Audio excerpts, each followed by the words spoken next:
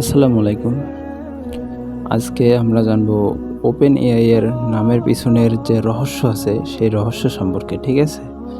তো তারা তো এই নামটা ওপেন এআই না রেখে অন্য কিছু রাখতে পারত।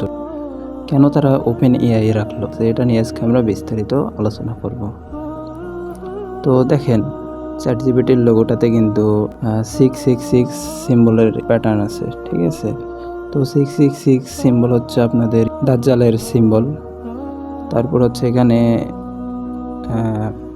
চ্যাটজিপিটির লোগোটা আপনারা যখন ডাবল করবেন তখন দেখা যাবে যে এটা স্টারের সিম্বল একটা হবে। স্টার কিন্তু একটা স্যাটানিক সিম্বল, ঠিক আছে? তো এখন মূল কথায় আসা যাক, ঠিক আছে? মূল কথা হচ্ছে ওপেন এআই কেন তারা নাম রাখলো, ঠিক আছে? ওপেন এআই কেন তারা এই নামটাই রাখলো? ধরেন ওপেন বলতে আমরা কি বুঝি? ওপেন বলতে খোলা, ঠিক আছে? খোলা। আর এ বলতে আমরা বুঝি একটা, আর আই বলতে আমরা বুঝি চোখ, ঠিক আছে?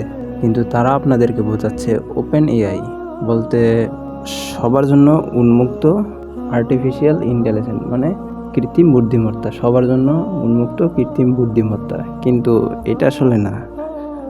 ওখানে সবাইকে যেটা ওনারা বোঝাইতে চাচ্ছে এটা, কিন্তু আসলে ওরা রহস্যজনকভাবে লুকাই রাখে। সেটা হচ্ছে ওপেন এআই বলতে ওনারা বোঝাচ্ছে একটি খোলা চোখ, ঠিক আছে? একটি খোলা চোখ বলতে হচ্ছে দাজ্জালকে বোঝাচ্ছে। তো এটা তো আপনাদের সাধারণ জ্ঞান দিয়ে বোঝা সম্ভব না, ঠিক আছে? তো এখানে বুঝতে গেলে অনেক ডিপ স্টেট, ফ্রিমেসন, ইলুমিনাতি, হ্যাঁ, এগুলো সম্পর্কে আপনাদের বুঝতে হবে, না হলে তো বুঝতে পারবেন না এগুলা। আপনারা পর্দার সামনে যাদেরকে দেখেন, ডোনাল্ড ট্রাম্প, এগুলা হাবিজাবি, এগুলো আসলে কিছুই না। এগুলো ওদের হচ্ছে খেলার পুতুল, ঠিক আছে? আর পর্দার আড়াল থেকে অন্য কেউ এদেরকে পরিচালনা করে, ঠিক আছে? এটাই হচ্ছে তাদের চক্রান্ত। তাদের বলতে দাজ্জালের চক্রান্ত, ঠিক আছে? এরকম শুধু যে ওপেন এআই এর যে নামকরণে অথবা সিম্বলে স্যাটানিক ইয়ার সাথে জড়িত আছে সেটা কিন্তু না।